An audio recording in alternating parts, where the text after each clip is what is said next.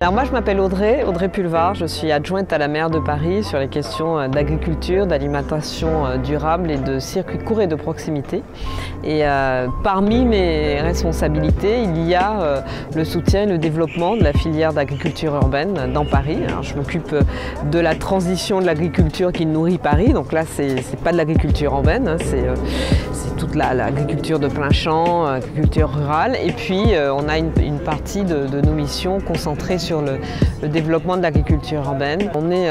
au jardin d'agronomie tropicale dans le bois de Vincennes, dans le 12e arrondissement à Paris, sur l'espace qui est valorisé par Ville Fertile, cette association que la ville de Paris soutient. Et voilà, c'est de la réciprocité, parce qu'évidemment la ville soutient Ville Fertile, mais en même temps, en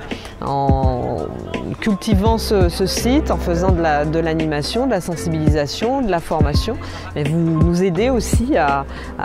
rendre cette ville plus résiliente et à sensibiliser sur les questions d'agriculture durable. Paris est une ville qui a depuis longtemps fait le pari d'une agriculture urbaine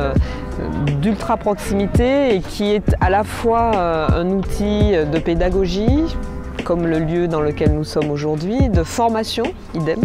et d'atténuation des effets du réchauffement climatique. Et j'y ajoute une quatrième brique avec aussi pour nous la lutte contre la précarité alimentaire, puisque c'est une façon de rapprocher,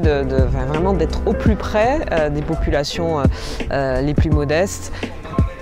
J'ai tendance à dire que l'agriculture urbaine, pour nous, c'est un maillon de la chaîne. Il n'a jamais été question qu'elle nourrisse l'ensemble des Parisiens, mais c'est un maillon de tous les dispositifs que nous mettons en œuvre pour un accès à la connaissance et puis un accès tout court à une alimentation durable pour toutes les Parisiennes et les Parisiens. C'était un appel à projet qui concernait surtout de l'agriculture comme ici non professionnelle, de l'agriculture urbaine non professionnelle. On appelle l'agriculture urbaine de loisir, mais on sait que pour ceux qui la pratiquent, c'est un loisir qui peut être parfois exigeant. Et pour nous, c'est aujourd'hui, sur l'ensemble du territoire parisien, on a quasiment 260 sites d'agriculture urbaine. Tous ne dépendent pas de la ville, tous ne sont pas de l'agriculture urbaine professionnelle. Dans ces 258-260, on a à peu près 70 sites dans Paris et avec quelques villes partenaires autour de Paris d'agriculture urbaine professionnelle. Pour ça, on est notamment en partenariat avec l'Association française de l'agriculture urbaine professionnelle, la FAUP. Et écoutez, on n'est pas loin, quant à nous, des 10 ans de notre programme Pariculteur, qui a commencé peu de temps après l'installation de Ville Fertile ici. Et pour ce qui me concerne, puisque essentiellement le développement d'agriculture urbaine qu'on fait aujourd'hui à Paris va justement vers une professionnalisation, 70 sites d'agriculture urbaine, plusieurs milliers, dizaines de milliers de fleurs coupées chaque année, des tonnes de champignons de Paris, parce qu'on a relancé la production de vrais champignons de Paris, vraiment produits à Paris, et évidemment en agriculture biologique, 140 tonnes de légumes et de fruits, et puis c'est aussi aujourd'hui 300 emplois directs dans la ville de Paris, mais encore une fois, l'objectif n'a jamais été, ne sera jamais, parce que ce n'est pas possible de toute façon, de faire en sorte que l'agriculture urbaine nourrisse l'ensemble de la ville, nourrisse l'ensemble des Parisiennes et des Parisiens. Mais l'agriculture urbaine professionnelle, c'est à la fois un outil de dynamisme économique, mais pour nous, elle rend des services à la ville bien plus importants que ça. Je parlais tout à l'heure de pédagogie. Ici, vous êtes en agriculture urbaine de loisirs, vous voyez bien l'impact que peut avoir l'action de bénévoles d'une association pour bien faire essaimer la connaissance. Et puis aussi, pour nous, c'est de la formation, parce que pour des agriculteurs qui sont formés, mais qui ne se sentent pas encore assez armés pour affronter le fait de se lancer en agriculture de plein champ et rurale, eh bien, ils passent par l'agriculture urbaine, et c'est un sas pour eux. Et d'ailleurs, pas très loin d'ici, à la ferme de Paris, nous sommes en train d'installer deux maraîchères qui sont titulaires du BPREA délivré par l'école du Breuil, qui est aussi pas loin d'ici et qui est une école de la ville de Paris. Et bien, ces deux maraîchères vont s'installer sur un espace test qu'on organise avec Champ des Possibles et ça va leur permettre de se tester, comme son nom l'indique, cet espace test, de se tester avant de se lancer sur du plein champ et du rural.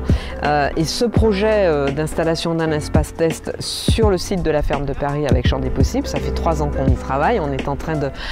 d'aboutir. Ça fait aussi partie des dispositifs que la ville veut mettre en place pour promouvoir l'agriculture urbaine et encore une fois, que l'agriculture urbaine nous rende des services. Il y a la troisième partie que j'évoquais tout à l'heure sur le fait que l'agriculture urbaine nous aide à rendre la ville plus résiliente. 260 sites d'agriculture urbaine dans Paris, ce sont 260 sites de préservation de la biodiversité, des îlots de fraîcheur, ce sont des lieux de captation aussi de CO2 évidemment avec le couvert végétal et ce sont des lieux qui aident Paris à résister aux effets du réchauffement climatique qui est de toute façon, même si on arrêtait toutes les productions de gaz à effet de serre aujourd'hui, on subit l'impact de celles que nous avons mis dans l'atmosphère depuis une quarantaine d'années. Donc forcément, Paris est une ville qui subit un impact très fort des effets du réchauffement climatique. Puis je disais tout à l'heure sur le côté lutte contre la précarité alimentaire, on se rend compte que pour beaucoup de familles qui souhaitent avoir accès à une alimentation durable et de qualité, soit elles ont les moyens et peuvent trouver dans Paris une série d'enseignes qui peuvent leur en proposer, soit avec les actions de la ville de Paris, elles y ont accès via la restauration collective et via un réseau de sites d'alimentation durable à prix abordable que nous installons dans la ville. On en est déjà à 370 points. Et puis on a remarqué que certaines familles choisissaient par exemple la vente directe à la ferme ou de passer par des AMAP. Et or, dans Paris,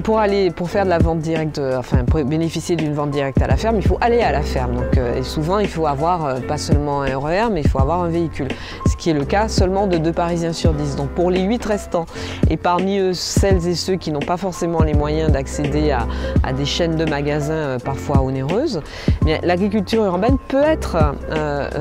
en dehors de tous les dispositifs que la ville met déjà en place, peut être un maillon, encore une fois, de la chaîne et peut être le moyen d'accéder à cette alimentation. C'est pour ça que tous nos sites d'agriculture urbaine professionnelle, à part évidemment ceux qui ne font que de la floriculture, on essaie de les mettre en lien avec le quartier dans lequel ils sont installés et que leurs produits n'aillent pas seulement sur des tables étoilées, mais qu'ils aillent aussi dans les épiceries solidaires qui sont dans le quartier, dans des distributions et que les populations de ces quartiers, parce que souvent ce sont des quartiers prioritaires de la ville, que les populations de ces quartiers soient associées, puissent récupérer des paniers, puissent participer, puissent venir faire du compost sur les lieux. Et c'est comme ça que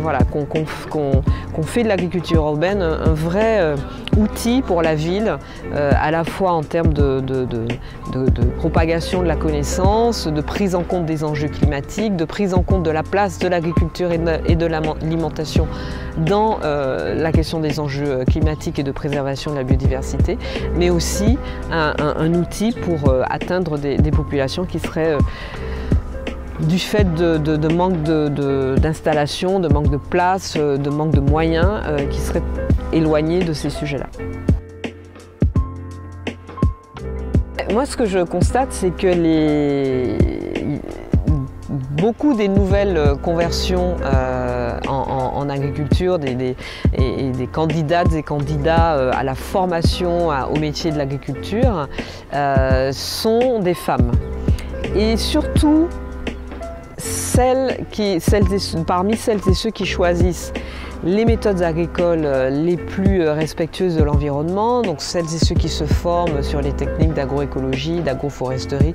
d'agriculture biologique en général, ce sont beaucoup des femmes. Et il se trouve que je fais partie de celles et ceux qui pensent que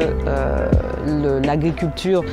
qui devrait être l'agriculture d'aujourd'hui, mais qui sera de toute façon l'agriculture de demain, si nous voulons vraiment nourrir chaque être humain sur la planète, elle doit passer par un changement de modèle et par un retour à des méthodes d'agriculture paysanne, résilientes, nourricières pour le territoire sur lequel elles sont installées. Et je constate que ce sont essentiellement des femmes qui s'engagent